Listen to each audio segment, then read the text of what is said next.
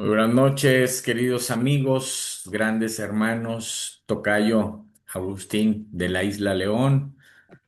Gracias por acompañarnos, querido hermano y gran amigo Miguel Ángel Casillas Nuño. La noche de hoy, pues vamos a tener una bella conferencia que nos va a regalar nuestro tocayo, gran amigo, venerable hermano Agustín de la Isla, un anecdotario y memoria del constituyente queretano 1917. Queridísimo hermano, pues sin mayor preámbulo, podemos dar inicio en el momento que tú lo decidas. eh, a la gloria del gran arquitecto del universo, salud, estabilidad y poder.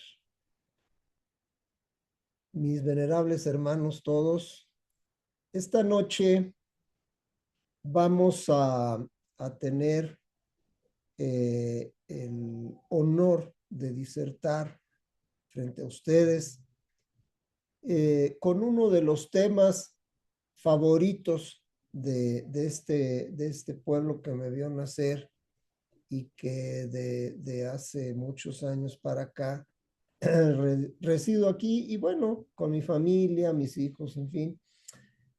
Quiero agradecerles ante todo que me escuchen, que me den la oportunidad, mi gran hermano Agustín Tocayo, para comunicarme con ustedes. Yo lo hago con mucho gusto. Eh, Hoy vamos a tratar un tema no muy apegado a la ortodoxia de los jacobinos liberales y Francisco J. Mújica y tú la traes y todas estas cosas. Yo soy un tanto cuanto, o más bien muy iconoclasta. Me gusta llamarle a las cosas como son para poder afirmar algo de lo que yo digo aquí. Lo tengo demostrado a través de bibliografía. Normalmente, o más bien en el 100% de los casos, por lo menos la propuesta del tema y cada uno de los apartados son cosas que yo no dije, son cosas que alguien más dijo.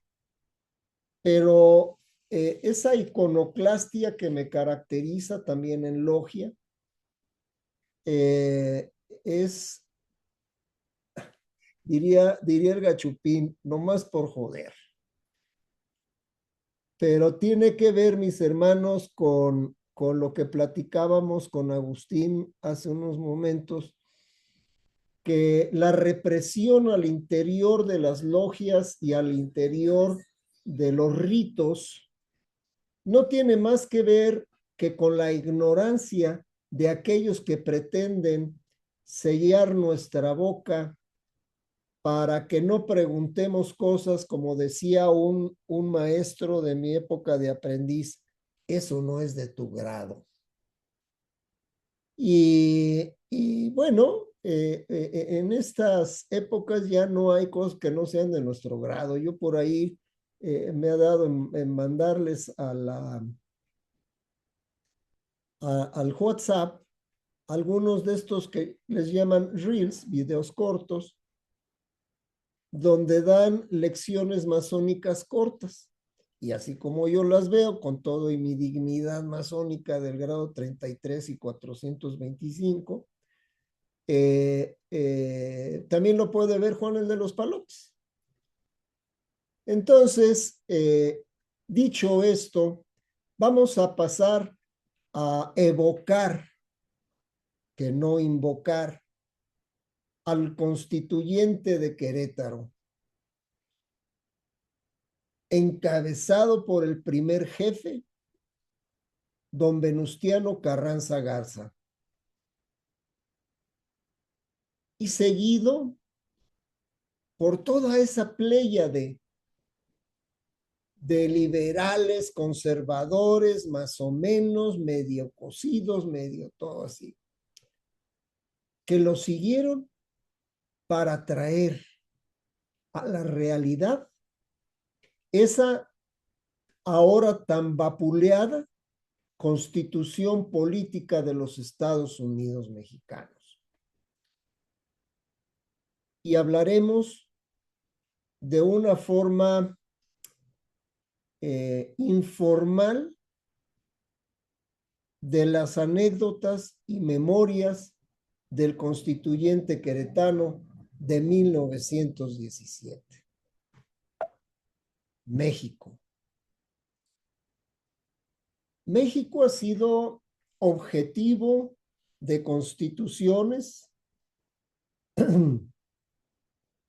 ¿Por qué? Porque tanto en los periodos imperiales, que hemos tenido dos, y que también a muchos hermanitos no les caen, como en los periodos presuntamente republicanos, han estado sujetos a constituciones. Y vamos a ver el por qué. Hablaremos de las constituciones en esta tierra de volcanes. Existe, hermanos míos, la tendencia entre nosotros a alardear de conocimientos que en realidad no poseemos. Al menos en mi caso, pues a mí me gusta presumir muchas veces de ventajas y de conocimientos que en realidad no poseo, pero siguiendo la enseñanza del viejo filósofo griego, pues procuro leer para desemburrarme. Eh, en el tema de las constituciones y las leyes que de ellas emanan, no es la excepción. Nuestro país ha transitado en su devenir histórico por gobiernos que van desde los imperios, como es el caso del primer imperio mexicano, que aunque les duela, sí existió y que además estaba destinado a ser una monarquía constitucional, cosa que no permitieron los liberaloides jacobinos, que después formaron el triunvirato y desde entonces no han soltado el poder.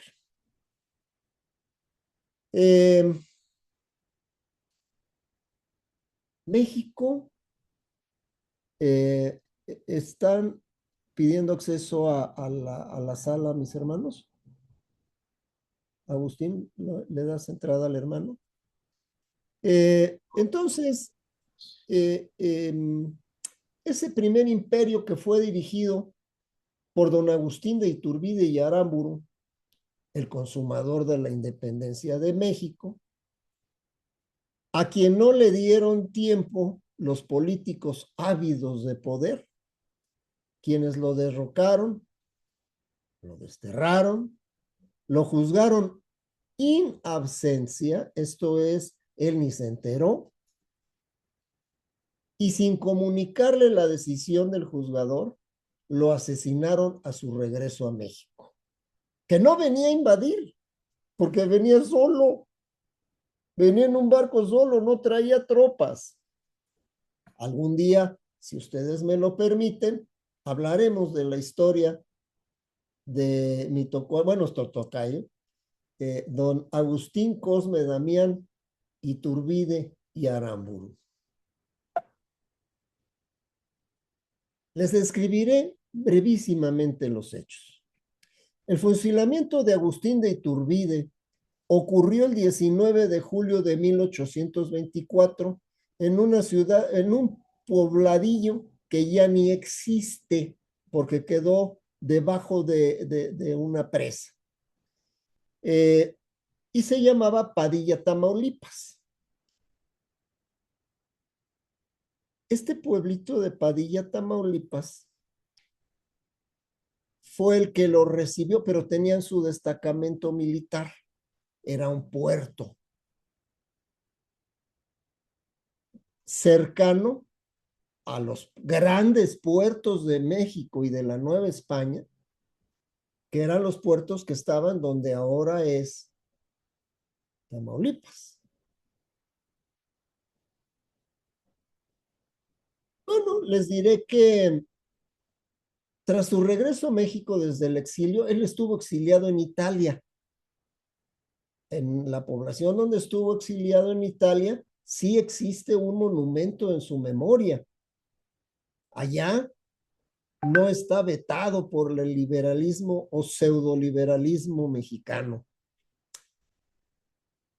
Fue declarado traidor por el Congreso, cosa que él nunca supo, y se había establecido la pena de muerte para que si él volvía al país, fuera ejecutado por un pelotón de fusilamiento. Cuando fue tomado prisionero en el puerto de Soto la Marina, fíjese, curiosamente, el militar que lo fue a prender y posteriormente lo fusiló, había sido miembro del ejército trigarante y había apoyado a Iturbide para llegar a ser emperador. Él exigió, pidió morir de frente y con honor, a pesar de que el Congreso local de Tamaulipas ordenó su ejecución sumaria, ojo, sin un juicio justo, que es lo que ahora le achacan al señor este del Salvador, que no les forma juicio a los malandros.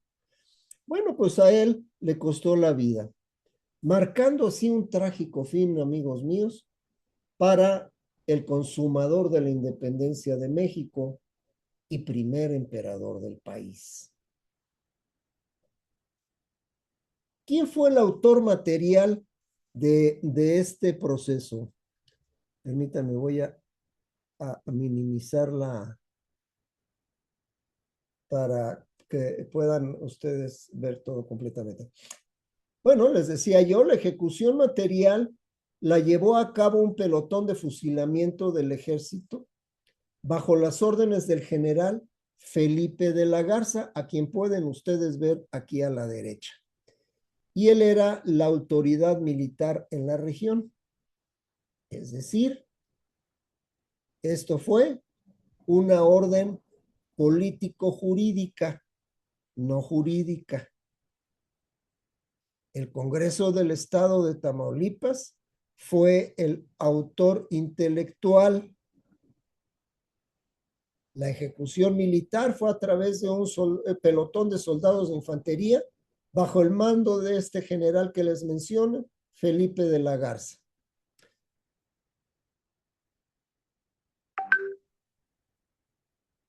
La ironía, amigos míos, que les mencioné hace un momento, Iturbide fue fusilado como traidor por el mismo país cuya independencia había encabezado apenas 3 años antes. Su muerte refleja lo fracturado y tenso que estaba México en sus primeros años como nación. Tan es así que no habían pasado 10 años de que se había consumado la independencia y ya contábamos en nuestro negro haber con 2 magnicidios. Uno, el de don Vicente Guerrero, y el otro, el de don Agustín de Iturbide. 2 magnicidios en menos de 10 años. Cualquier parecido con la actualidad. En otro país, ¿no?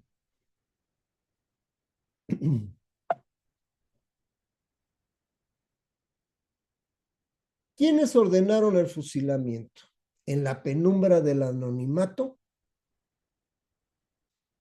lo ordenó el Congreso de Tamaulipas, entonces llamado Las Tamaulipas, o también Nuevo Santander, reunido en Padilla el 19 de julio de 1824. Padilla era la capital entonces de esa región. Ese Congreso aplicó un decreto federal previo del Congreso de la República que declaraba a Agustín de Iturbide traidor a la patria, si regresaba a México después de su exilio. Cuando Iturbide volvió creyendo que podía ayudar al país, solo no traía tropa, no traía artillería, no traía fusiles Barrett, no traía todas estas cosas. Fue aprendido y el Congreso local decidió condenarlo a muerte sin juicio, basándose en el decreto del Congreso Federal.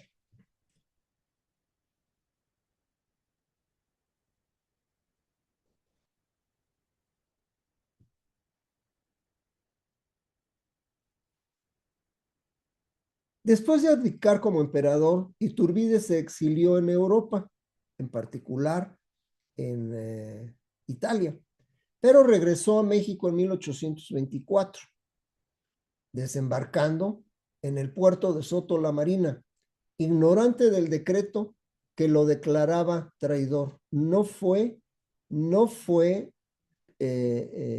comunicado a su persona la decisión de este, si no puede ser que ni se hubiera regresado. Ignorante de ese decreto que lo declaraba traidor y fuera de la ley, fue apresado por tropas federales y llevado a Padilla, entonces capital de Tamaulipas, donde el Congreso local, negándose a recibirlo, ordenó su fusilamiento. ¿Qué sucedió el día de la ejecución? Bueno, pues el lugar fue en Padilla, Tamaulipas, hoy sumergida bajo la presa Vicente Guerrero. ¿Y cómo fue ese acto final? Él se negó a ser vendado y a ser fusilado de espaldas como un traidor, pidiendo ser ejecutado de frente y expresando que moría con honor.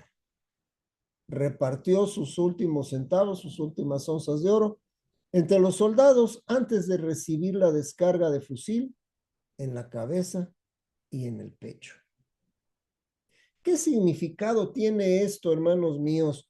Pues es un evento crucial que ilustra la inestabilidad política y las luchas internas tras la independencia, a pesar de su rol fundamental en este último acto. Después vino el Segundo Imperio a cargo de Maximiliano de México, que no de Habsburgo, ya que ese segundo periodo de imperio sí existió, sí fue reconocido, y también que sin saber en la que se metía le contaron así como un cuento del cuarta, ¿no? Llegó, estableció gobierno y dictó, ojo, los invito a que consulten, y si no, también platicamos algún día por la noche, cuáles fueron las leyes que dictó el emperador Maximiliano, y resultó que eran más liberales que los que así se anunciaban.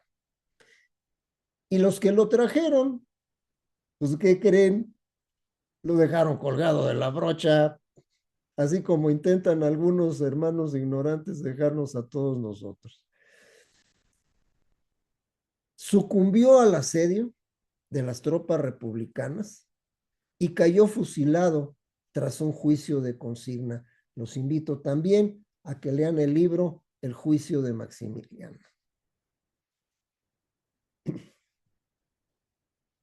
Bueno, pues, ¿qué creen? La primera constitución, sí, porque ya era mucha platicada, ¿verdad? Ya llevo como la mitad del tiempo y todavía no empiezo. Pues, ¿qué creen? La primera se planeó, se discutió, se aprobó y promulgó en tierras muy lejanas, ni siquiera de la Nueva España. México era un virreinato. Ojo, era un virreinato con gobierno propio, no colonia como los liberaloides intentan hacernos creer. Y Marx, pues Marx, el que se acaba de ir, pues creo que ni sabía.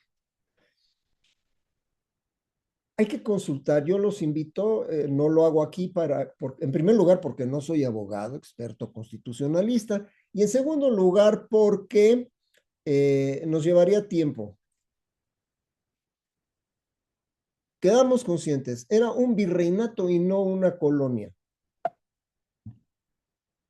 Aquí tienen ustedes la carátula original de la primera constitución política que rigió a nuestro país, y es la constitución política de la monarquía española, ahora que andamos tan peleados con la madre patria, ¿verdad? Bueno, pues resulta que el rey de España en ese momento era don Fernando VII, por la gracia de Dios, así dice la, el edicto. Don Fernando VII, por la gracia de Dios y la constitución de la monarquía española, rey de las Españas en su ausencia y cautividad, la regencia del reino nombrada por las Cortes Generales y Extraordinarias, dice: a todos los que las presentes vieren y entendieren, sabed que las mismas Cortes han decretado y sancionado la constitución política de la monarquía española. Y adivinen en dónde está hecho esto, pues por las Cortes de Cádiz, y no lo podemos evitar y no lo podemos negar. La Nueva España envió diputados mexicanos, bueno, novohispanos, a las Cortes de Cádiz, lo cual le da legalidad para nosotros. Y fue dada en el puerto de Cádiz, en España, en el año de 1812. Después viene el Generalísimo, que es el primer texto constitucional o de corte constitucionaloide que se reconoce en México y que se llamó Decreto Constitucional para la Libertad de la América Mexicana. Es la primera vez que se menciona a nuestro país con el nombre de México. Sancionado en Apatzingán, perdón, a 22 de octubre del 1814, y que fue citada por el generalísimo y reverendo padre don José María Morelos y Pavón, a quienes vemos en el fondo de la fotografía, sus amigos. Ahorita vamos a ver de dónde venían. Allí el edicto dice Palacio Nacional del Supremo Congreso de Apatzingán, 22 de octubre de 1813, año quinto, perdón, no, 1814, año quinto de la independencia. Y firman José María Liceaga. Cuéntenle, o sea, no eran cualquier pelagatos de la cuarta clase, ¿no? Doctor José Sixto Verduzco, diputado por Michoacán. José María Morelos, diputado por el Nuevo Reino de León, es amigo de Nuevo León.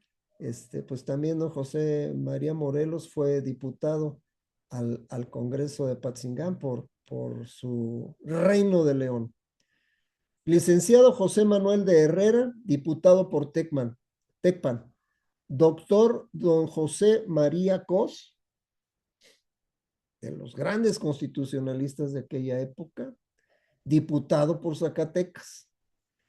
Licenciado José Sotero de Castañeda, diputado por Durango.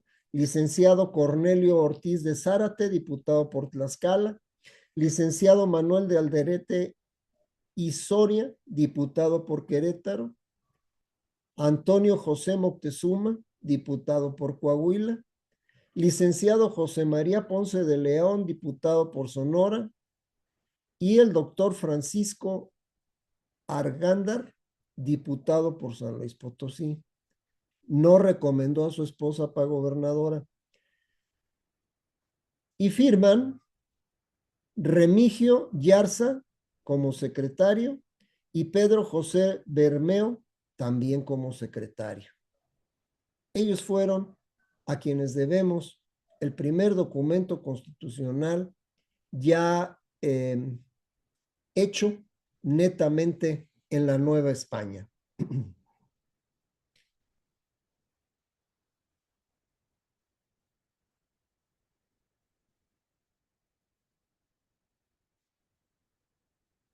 Y bueno, para quienes mencionan que el dictador Iturbide y quería... No, no, no, no, no. Si ustedes se fijan en la que ahora ya se puede encontrar más fácilmente, en el acta de independencia del Imperio Mexicano, que fue firmada por todos los que ustedes quieran, el 28 de agosto de 1821. Ahí la pueden ver. Y que inmediatamente a ser coronado emperador Iturbide, con la anuencia del Congreso, no fue el sargento Pío Marcha, fue el Congreso de la nueva república o de la nueva nación, del nuevo imperio, quien lo nombró. ¿Estamos? Bueno, pues él mandó a que se redactara el reglamento provisional político del Imperio Mexicano de 1822, que pretendía dar una constitución formal a la nación, aunque el Congreso de México no la aprobó. Querían la suya, obviamente.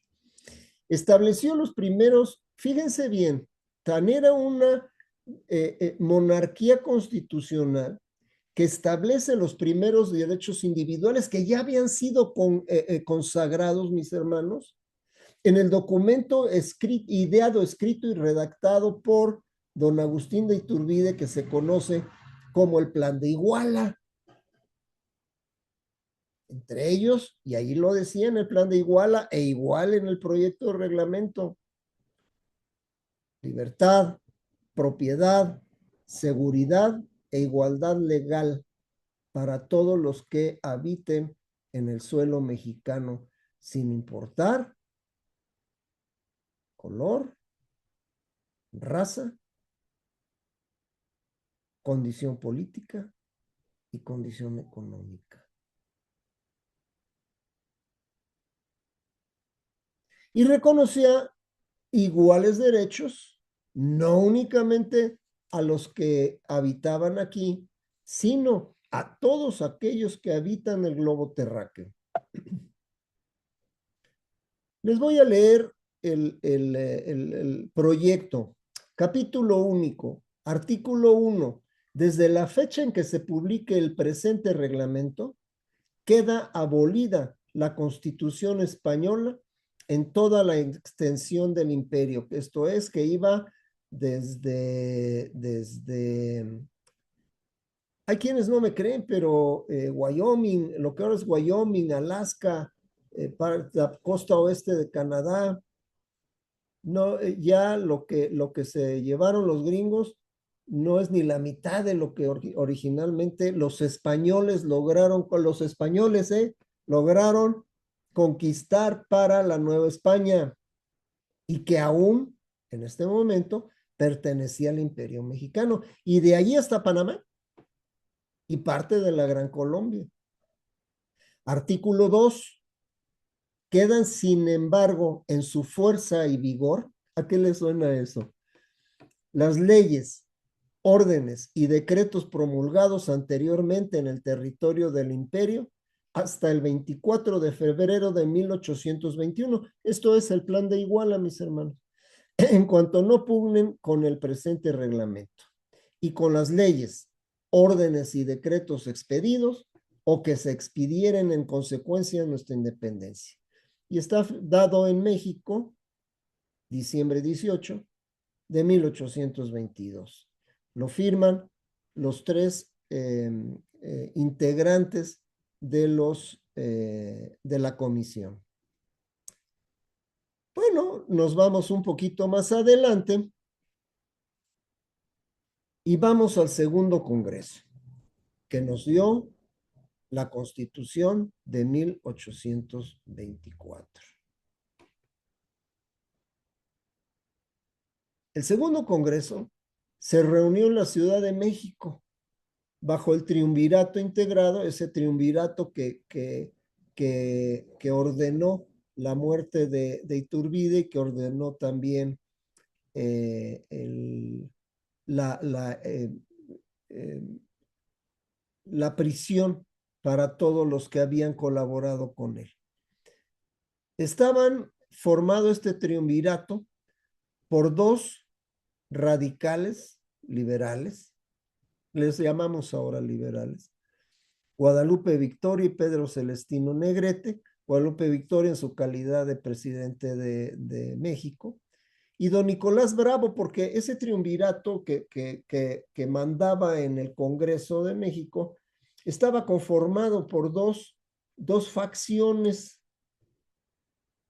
la facción progresista y liberal, encabezada por el señor presidente de la República, don Guadalupe Victoria, y por el general Pedro Celestino Negrete. Y la parte conservadora por Nicolás Bravo, el general Nicolás Bravo, que anduvo dando lata todavía hasta la guerra contra Estados Unidos. De ahí surge la Constitución Federal, ya, ojo, federal, de los Estados Unidos mexicanos.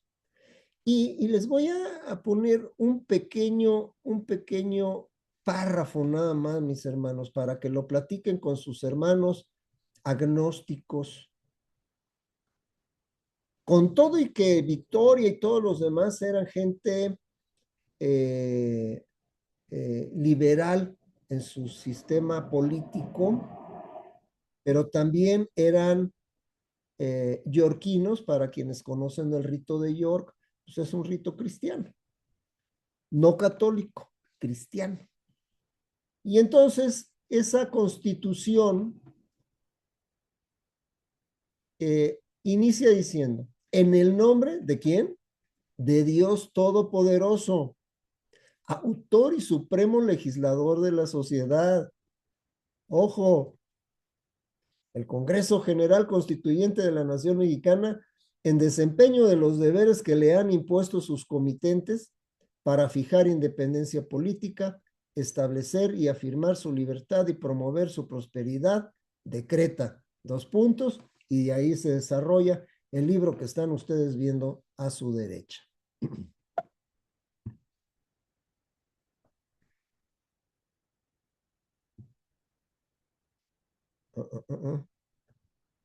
Permítame que ya regué aquí el tepache.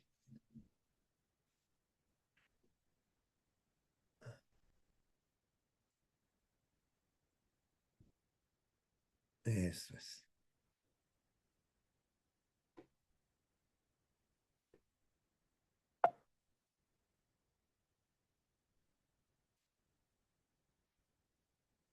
Pasan los años, asesinan a Guerrero, quitan a uno, ponen al otro, don Juanito Álvarez con sus pintos, y viene el tercer Congreso Constituyente.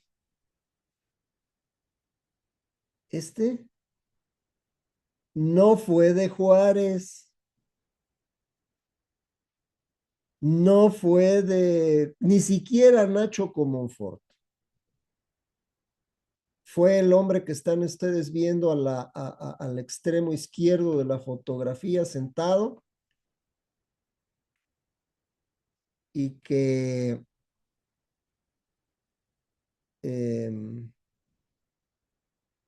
fue quien convocó a ese congreso, general Juan Álvarez. De ese congreso, al triunfar la revolución de Ayutla, convocada por Álvarez y por Comonfort, que no era de Guanajuato, imagínate nada más. Este, surge la Constitución de 1857 y de ahí se une a nombres gloriosos de nuestros patricios, algunos de ellos eh, eh, ahora les llamarían de la extrema izquierda, don Ponciano Arriaga, Melchor Ocampo, Francisco Zarco y don Ignacio Ramírez. Disfrútenlo, disfruten esos nombres. Ellos son, como sucedería después con las leyes de reforma, los verdaderos autores del liberalismo mexicano iniciado por el señor presidente de la República, que curiosamente era vicepresidente con Santana y luego lo sustituía también. Eh, Finalmente el jueves 5 de febrero de 1800, ay Dios, ¿qué hice? 5 de febrero de 1857, tras la apertura de sesión, la voz del vicepresidente del Congreso, León Guzmán, en el salón de sesiones del Palacio Nacional, segundo piso de Palacio Nacional. Ojalá y algún día los que están usurpando ahí, que pretenden ser populares y que les gusta vivir en palacios rodeados de lujo. Segundo piso de Palacio Nacional, subiendo la escalera a mano izquierda, a medio pasillo, yendo hacia la parte posterior del palacio virreinal. Ahí se encontraba el salón de sesiones de la Cámara de Diputados. León Guzmán leyó la Carta Magna, perdón, leyó la Carta Magna José María Mata y al finalizar, más de 90 diputados desfilaron ante el documento escrito, conforme se nombraba a sus respectivos estados, para estampar su firma al calce y dar peso real a la nueva normatividad. Ojo con eso, mis hermanos. Para cerrar con broche de oro, el presidente, que ya se me andaba adelantando su nombre, ahora sí lo menciono, don Valentín Gómez Farías, el distinguido político liberal y presidente del Congreso en ese momento ya con 76 años, juró la nueva ley. Por cierto, médico tapatío, mi hermano. Ya todo estaba pactado, pasaron los años y que si tú la traes y que si tú la llevas y llega don Francisco Madero y llega la traición, grave traición. Hasta que otro coahuilense distinguido, don Venustiano Carranza Garza, por cierto, mañana es el día de la creación del Ejército Constitucionalista en 1913, después del asesinato hortero de don Francisco Madero. Y el 19 de septiembre, siendo encargado, fíjense que Carranza, y lo menciono en varias de las pláticas que ustedes me hacen el favor de invitarme, pero nunca está de más repetirlo. Tuvo la decencia y el poder de, de no lanzarse como tanto papanatas por ahí. Ya traigo 10 gentes, ya soy general. Ya traigo un ejército, pues ahora soy presidente de la República.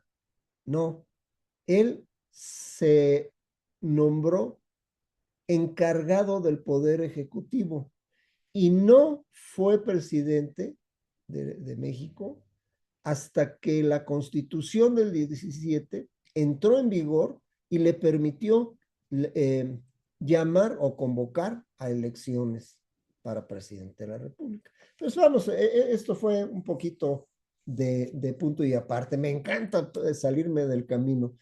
19 de septiembre de 1916 se publicó a nivel nacional la convocatoria. Imagínense la emoción, imagínense la sorpresa en nuestro México para la elección de diputados al Congreso Constituyente que iniciaría el 20 de noviembre. Todo está lleno de simbolismos, mis hermanos. Esto de iniciar el constituyente el 20 de noviembre es en memoria de la convocatoria que don Francisco Ignacio Madero González hizo para iniciar el movimiento en contra del general y presidente Porfirio Díaz Mori. Y posteriormente, el 5 de febrero, porque ya estaba planeado que la Constitución se diera a conocer a la opinión pública el 5 de febrero, igual que lo había sido la Constitución de 1857. Aquí tienen ustedes, mis hermanos, una copia de la primera página del diario oficial, del diario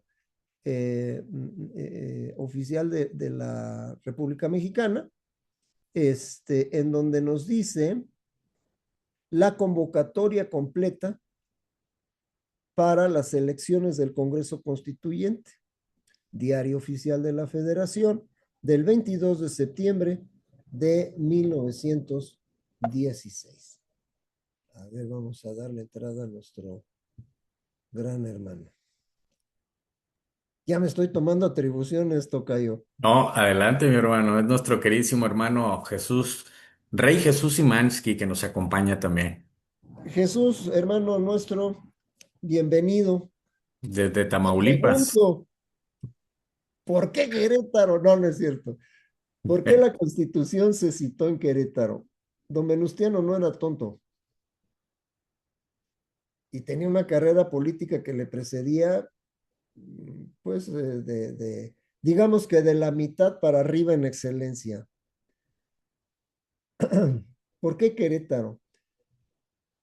Porque no les convenía que fuera en la Ciudad de México. Nomás imagínate que al berrinchudo de Zapata se le hubiera ocurrido, ay, ahorita los tengo a todos ahí, me aviento con toda mi perrada y vámonos a atacar la Ciudad de México, a sitiar la Ciudad de México.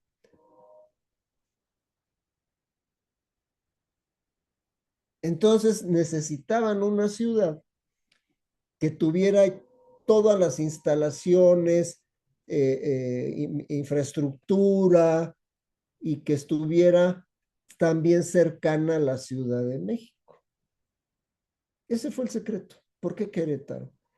Pues Querétaro, ya Juárez lo había dicho, Juárez estuvo, ya había firmado el decreto para que Querétaro desapareciera posterior al sitio y dijo, son tan muchos que ni siquiera salen a decirnos cuántos conservadores hay dentro de la ciudad.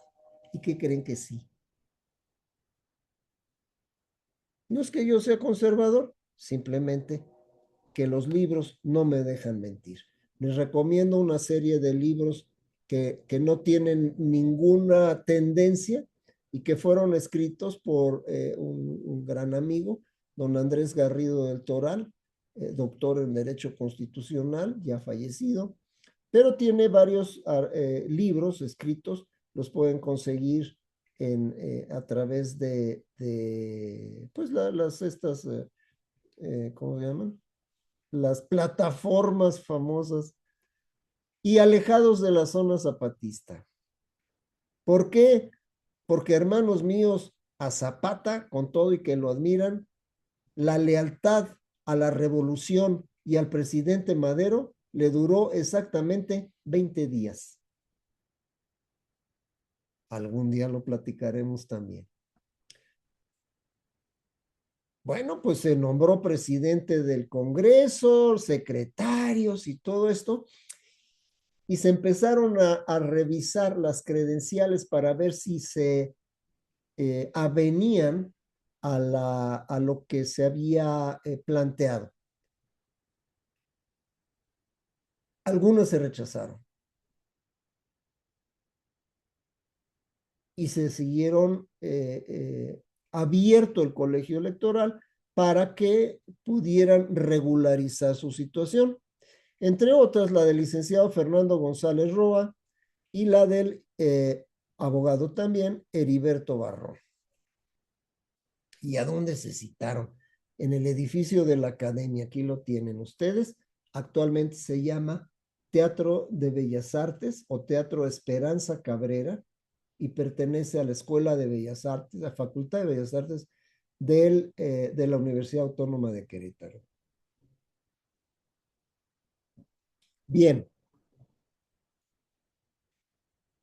eh, si algún día la conocen por dentro, verán que ni con mucho hubieran cabido los 200 diputados que estaban programados y mucho menos el público.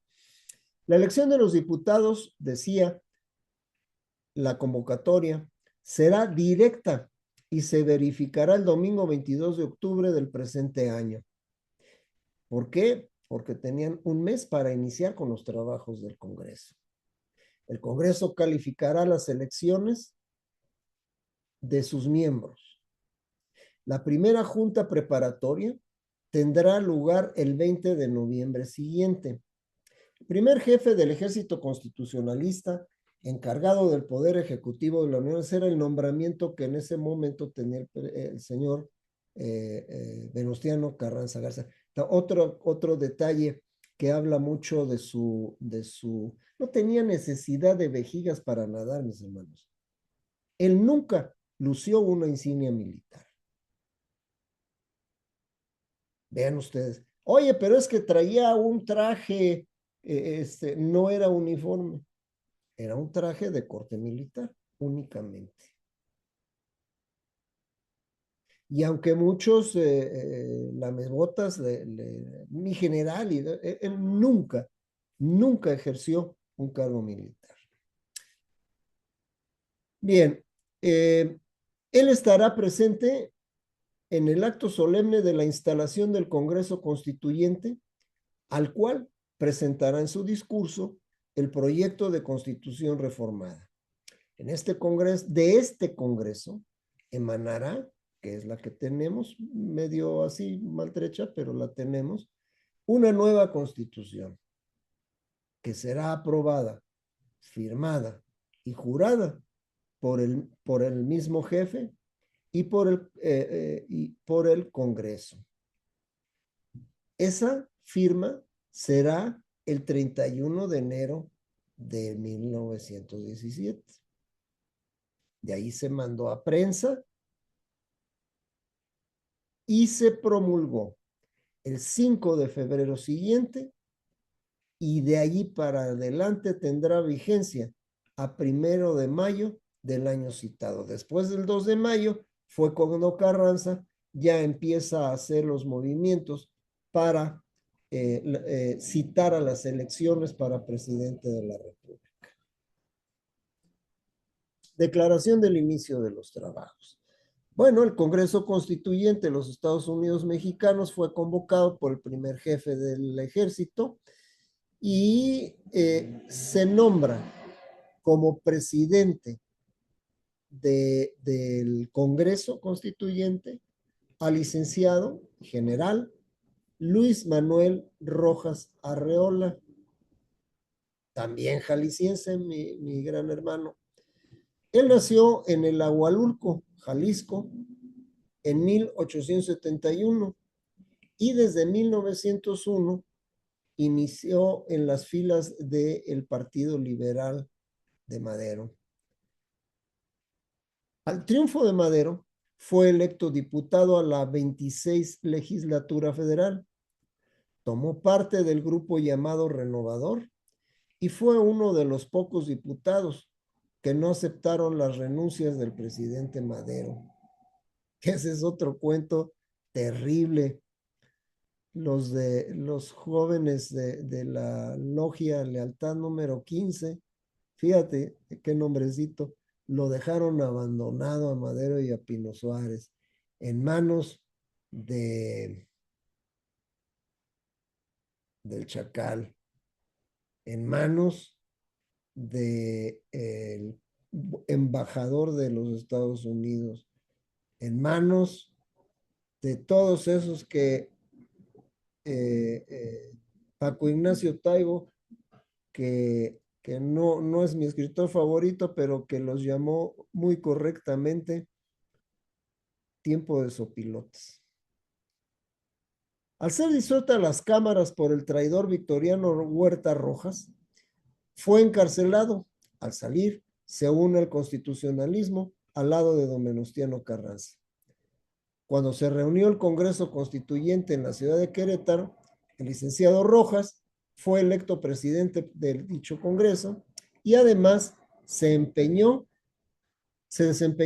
como ministro de México en Guatemala, o sea, posterior al Congreso Constituyente, miembro de la Comisión de Reclamaciones por Daños Causados por la Revolución, fue magistrado del Tribunal Militar con grado de general de división, entre otros. Él fallece en la Ciudad de México en 1949. Quien abre los trabajos en la oratoria es el licenciado Alfonso Cravioto. Él, permítanme un momentito.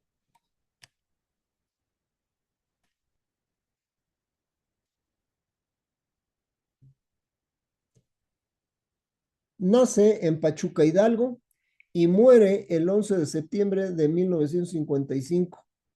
Ingresó a la Academia de la Lengua como miembro de número en 1950 y fue el tercer ocupante de la silla número 18 en esa Academia de la Lengua. Realizó sus estudios en el Colegio Fuentes y Bravo, en el Instituto Científico y Literario de Pachuca y finalmente se graduó como abogado por la Escuela Nacional de Jurisprudencia de México. Ejerció distintos cargos en el ámbito político, así como en el cultural, y fue secretario del Ayuntamiento de México, director general de Bellas Artes, oficial mayor, y más tarde subsecretario de la Secretaría de Instrucción Pública y Bellas Artes, antecesora de esa tan ensuciada y vilipendiada en estos días Secretaría de Educación Pública. Cuando se unió a la revolución fue diputado del Grupo Renovador, igual que don Francisco Rojas. Fue diputado al Congreso de Querétaro, que redactó la Constitución del 17, fue diputado federal en la 27 legislatura y senador por el estado de Hidalgo. Como diplomático, ocupó los cargos de ministro de Hacienda, de ministro en Holanda, Guatemala y Bélgica, y embajador en Chile, Cuba y Bolivia. Su obra no es muy numerosa. Se interesó por varios géneros, entre ellos el género de crítica de arte. Aquí viene uno de los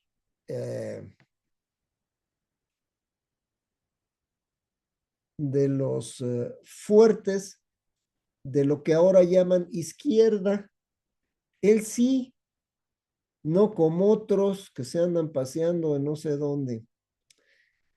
Él, michoacano, general Francisco J. Mújica, nació en Tinguindín, Michoacán, el 3 de septiembre de 1884. Participó en la revolución desde 1909. Madero le reconoció el grado de teniente en ese momento y después se afilió al constitucionalismo y figuró como diputado en el constituyente en 16 y 17. Fue gobernador de varios estados, como Tabasco, Michoacán, del territorio de Baja California Sur, y asimismo secretario de Economía, Comunicaciones y Obras Públicas. Él muere el 12 de abril del 54 en la Ciudad de México. En el constituyente, bueno, previo a todo esto, déjenme platicarles que participó en los motines en Texas, fíjense, por el linchamiento del mexicano Antonio Rodríguez, acusado de homicidio de una norteamericana. Fue que una horda estadounidense le prendió fuego en vida el 3 de noviembre de 1910 en Rock Springs, Texas, Estados Unidos. Siendo diputado por Michoacán, integró con Heriberto Jara y Luis G. Monzón el Grupo Radical. Entre los tres le dieron batalla a quien quieras del Grupo Renovador y de los grupos pseudoconservadores. Le dio un nuevo tono a la izquierda, un tono que trascendió al resultado final de la Constitución, principalmente en el artículo 3 sobre la educación, el 27 sobre la tenencia de la tierra y propiedad nacional del subsuelo, que ahora se anduvo adornando hace algunos años, no sé quién, que la nacionalización de las tierras raras y estas cosas. No, señor, ya el artículo 27 de 1917 decía que es propiedad de la nación todo lo que se encuentre sobre la superficie, en las aguas, debajo de las aguas y debajo del suelo, en el subsuelo, para que no me vengan con que la nacionalización del... No, señor. El artículo 123 sobre los derechos de los trabajadores y uno que levantó pero terriblemente y que unos años después nos dejaría una huella y cicatrices terribles, sobre todo en estados como el vuestro, mi querido hermano, Jalisco, Michoacán, eh, y que fue el movimiento que intentó apagar en su fe el turco Plutarco Elías Calles. También podemos platicarlo el día que quieran. Este hombre es muy cercano y muy conocido en Querétaro. Yo creo que él y su familia, varios de sus familiares, hermanos y demás, fueron escritores. Él era Juan Nepomuceno Frías. Don Juan N. Frías nació en Querétaro en 1884. Estudió Derecho y fue parte del constituyente por el primer distrito de Querétaro. Formó el partido antirreeleccionista de Querétaro junto con uno de mis bisabuelos, Alfonso María Veraza, y fue candidato a gobernador, cargo que perdió frente a Carlos Loyola. Vivió en la Ciudad de México después de 1917 y según su biografía oficial, murió en 1918, aunque Leticia Frías, su nieta, comprobó que no murió sino hasta 1921.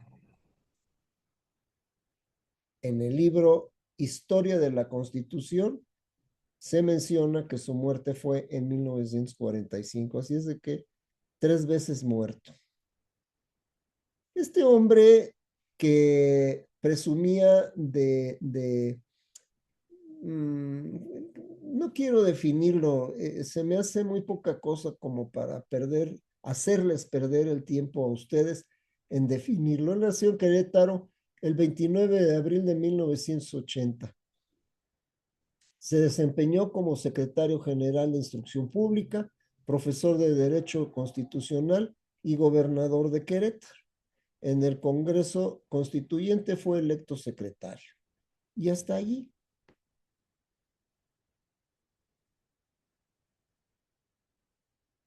También fue presidente de la tan vilipendiada y tan degradada llamada Suprema Corte de Justicia. Eh, Murió en la Ciudad de México el 25 de mayo de 1953 y fue sepultado en el lote de los constituyentes en el Patio Civil de Dolores. Y esto nos lo dice. Ese también se los recomiendo que lo busquen. Creo, no me crean mucho, pero parece que está en PDF gratuito en internet. Y que fue además el último constituyente vivo. Ahorita lo vamos a ver. Él se llamaba Jesús Romero Flores, don Jesús Romero Flores, que escribió la historia del Congreso Constituyente 16-17. Y les repito, aquí está la cita y pueden buscarlo en PDF gratuito. El tercer diputado por Querétaro fue don Ernesto Perusquí Laiseca. Él nació en la ciudad de San Juan del Río, fue diputado al Congreso Constituyente, fue gobernador de Querétaro con mucho éxito, y además fue el primer gobernador constitucional que tuvo este estado.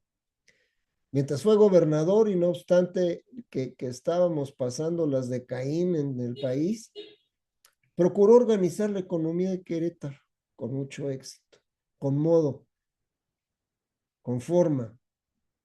Decía el famoso político, forma es fondo y fondo es forma.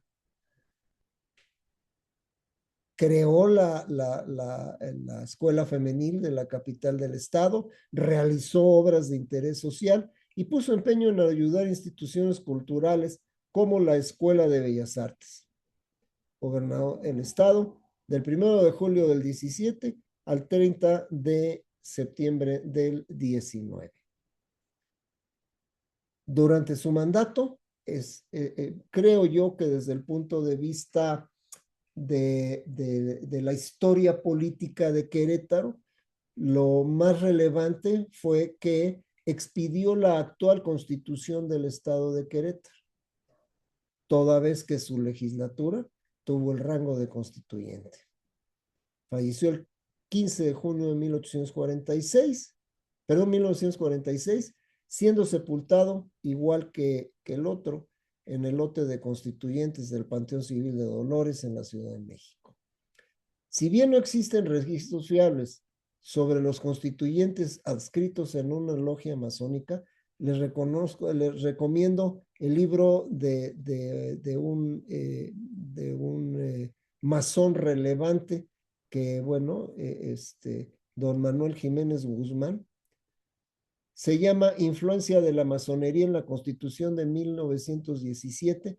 Fue publicado en 2016 por la Biblioteca Constitucional del Instituto Nacional de la Historia de la Revolución Mexicana. Don Manuel Jiménez Guzmán, quien llegó incluso a ser soberano gran comendador del rito escocés. Y él nos dice que existen pocos datos, no hay registros, pero algunos estudios perfilan que hasta 74 de los 118 diputados eran hermanos masones. Aquí tenemos algunos, ¿para qué le vamos a buscar? En las aportaciones de estos queridos hermanos, en el tercero, en el 27, en el 115, en el 123 y en el 130 participaron los liberales jacobinos, pero con todo. Francisco J. Mújica, Heriberto Jara, Héctor Victoria Aguilar y Froilán Manjarres, entre otros. Aquí tienen las fotografías de esos 4 diputados. ¿Qué hacían las logias masónicas en la Constitución o en el constituyente?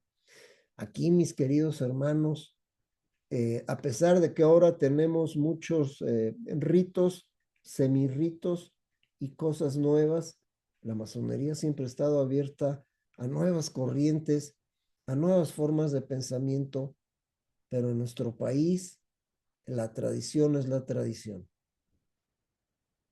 La primera El primer rito masónico que se llega a México en 1808 es el que ven ustedes a la derecha, rito escocés antiguo y aceptado. Del otro lado tenemos al rito de York, que llega en 1824 con el plenipotenciario de los Estados Unidos, Joel R. Poinsett, y el rito nacional mexicano que vemos al centro con sus 9 grados, no son 33, son 9 grados, y que fue fundado en 1826 en nuestro país. Parte de la política mexicana fue escrita por masones. Había también otras corrientes de pensamiento, pero la que nos interesa a nosotros es esta.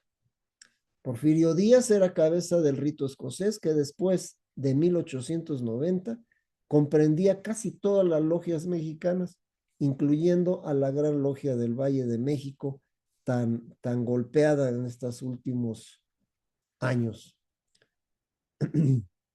Muchos masones detestaban el monopolio intelectual y administrativo de los científicos de Díaz. Muchos maderistas fueron masones también, incluyendo a Madero.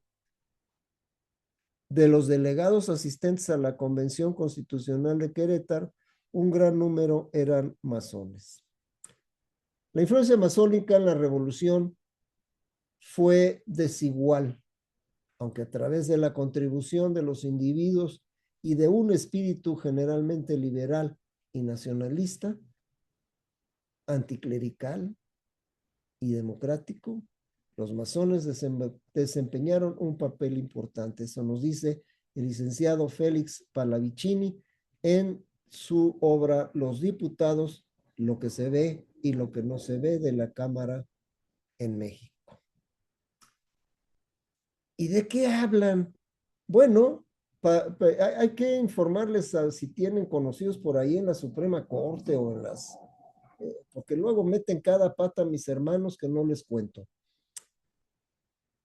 ¿De qué hablan los artículos de la Constitución? Bueno, la Constitución Política de los Estados Unidos Mexicanos contiene 9 títulos, 136 artículos y no 138, como dijo alguien en la mañanera, 16 transitorios, se discutió, elaboró y redactó en 45 sesiones,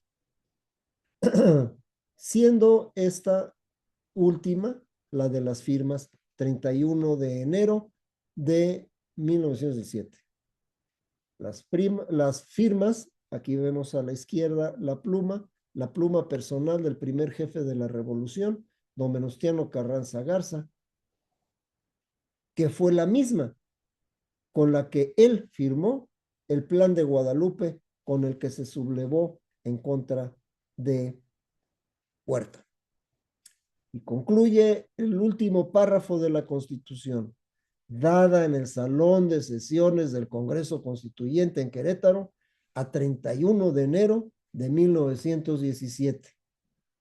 A continuación, en el libro, vienen las firmas y rúbricas autógrafas de los constituyentes. Aquí tienen una fotografía del Salón del Pleno de Sesiones el día en que se firma la Constitución. Y aquí vemos al primer jefe junto con los funcionarios, presidentes y secretarios del Congreso, en el que dice, por tanto, con la bendición del señor Carranza, mando se imprima, circule y publique por bando solemne y por el pregón en toda la República para su debido cumplimiento, dado en el Palacio Nacional de la ciudad de Querétaro, 5 de febrero de 1917, Venustiano Carranza. Viene rubricado por él, por Manuel Aguirre Berlanga, subsecretario encargado del despacho de gobernación.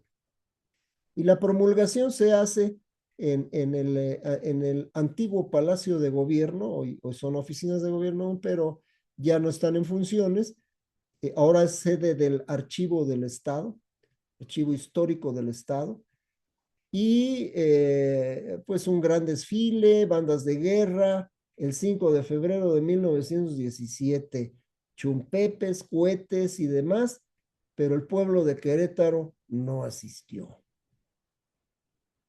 Aún estaba fresco en la memoria del pueblo de Querétaro los abusos, violaciones, robos y homicidios que las tropas carrancistas habían hecho a su paso por Querétaro con rumbo a la Ciudad de México en 1915. Y bueno, así se publicó en el Universal, también un diario tan vilipendiado en la actualidad.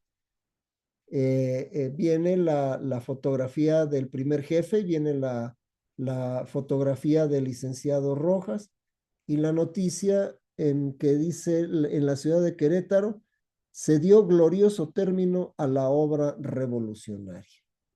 Aquí les presento a la izquierda al profesor Jesús Romero Flores. Él fue el último constituyente. Y ahí está haciendo una muestra de su libro que ya les mencioné hace un momento, Historia del Constituyente.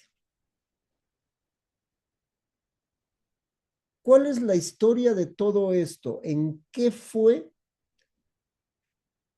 las modificaciones? Hasta la fecha del 5 de febrero de 2017 fueron reformados 149 artículos, de los cuales 5 se hicieron en el periodo del presidente Peña Nieto. Pero pues no falta, ya ven, les das la mano y se toman el pie. En el sexenio de Andrés Manuel, el Congreso de la Unión aprobó 26 reformas constitucionales, él solito, según datos del Senado y del Instituto Belisario Domínguez de Estudios Constitucionales. De diciembre del 18 hasta febrero del 24, se avalaron 23 reformas y se sumaron 3 más poco antes de que terminara su mandato, para un total de 26 reformas constitucionales aprobadas solamente durante este periodo.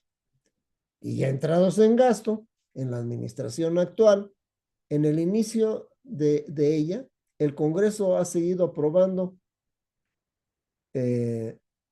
reformas constitucionales. En los primeros meses de su gobierno se aprobaron al menos 13 reformas, pero el tiempo ha dado más y más y más. Otra estimación periodística indica que sumando las reformas promovidas tras la llegada de la presidente, han avalado 22 reformas constitucionales que modifican 53 artículos de la Constitución. En conjunto, desde 2018 hasta finales de 2025, podrían considerarse la friolera de 26 decretos de reforma constitucional, aunque muchos se superponen entre ambos sexenios y afectan un total de 106 artículos diferentes de la Carta Magna. Bueno, aquí viene un pequeño cuadrito sinóptico. En el periodo 18-24, 26 reformas. De octubre de 24 a febrero de 26, 13 a 22 reformas constitucionales. En total, combinados, nos dan 63 reformas que han modificado 106 artículos constitucionales. Con esto, mis queridos, venerables, ilustres hermanos, doy por terminada esta sesión. Espero que haya sido de su agrado, que sea de su agrado. Y bueno, espero que tengan una bella noche invernal, calurosa, y que, bueno, pues tengan esa curiosidad. Ante cualquier duda, yo pregunto. eh, eh, prefiero pasar un minuto por tonto que toda la vida creyéndome vivo. Excelente trabajo. Muchísimas gracias, tocayo, venerable hermano, pero sobre todo un gran amigo, nuestro querido compañero de marcha, de vida en esta carrera, Agustín de la Isla León. Muchas gracias por compartirnos tu tiempo, mi hermano, tu Con mucho sapiencia. gusto. Yo sé que siempre lo haces con mucho gusto, sé de las múltiples ocupaciones que tienes, tanto familiares como en lo profesional, y pues no me queda más que agradecerte, abrir el micrófono por si alguno de nuestros queridos hermanos desea hacer algún comentario.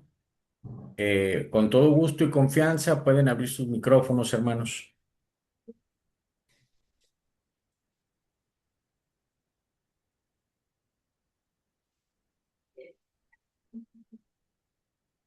Buenas noches, únicamente para felicitar a tu tocayo, o bueno, a Agustín de la Isla. Muy buena conferencia.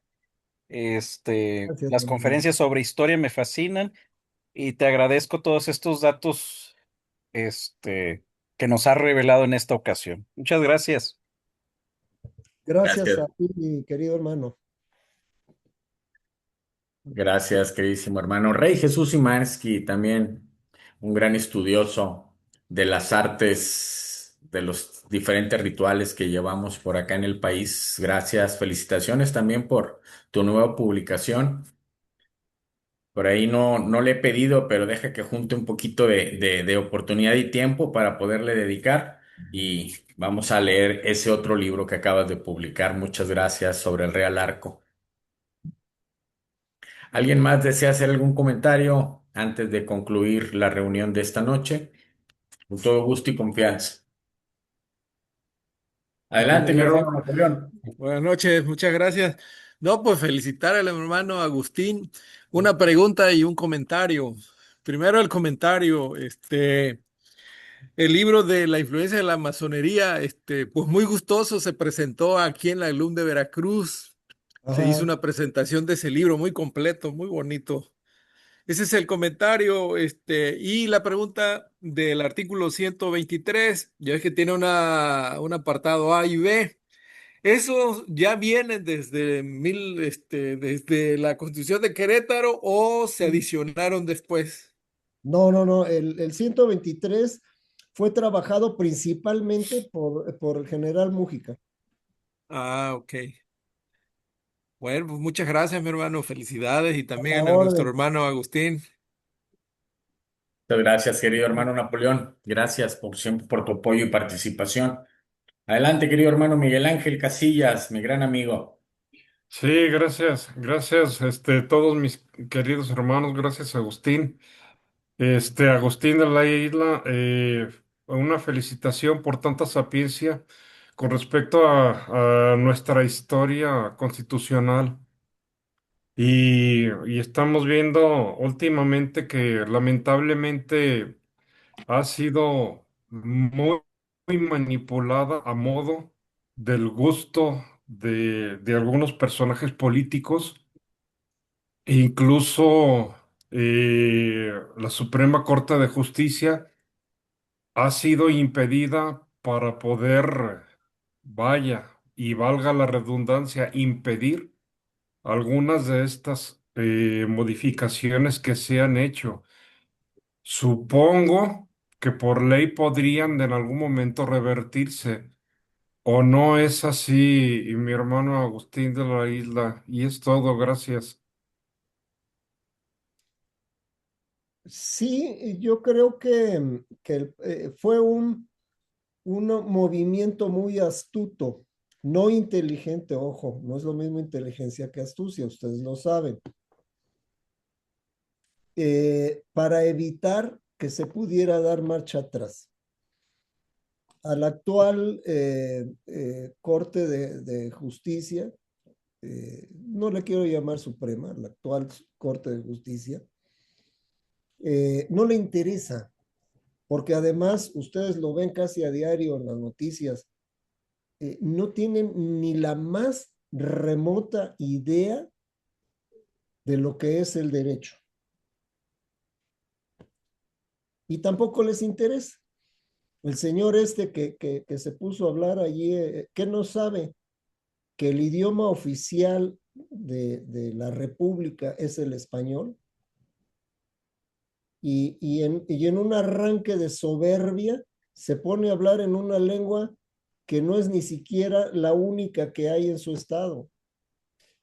Otro, obligar, porque a mí no me la cuenta, obligar a su directora de comunicación a que le limpiara los zapatos, que el chocolate con nata, sí, eso ya la nata ni existe, eso existirá ahí con las vacas de Oaxaca, ¿sí?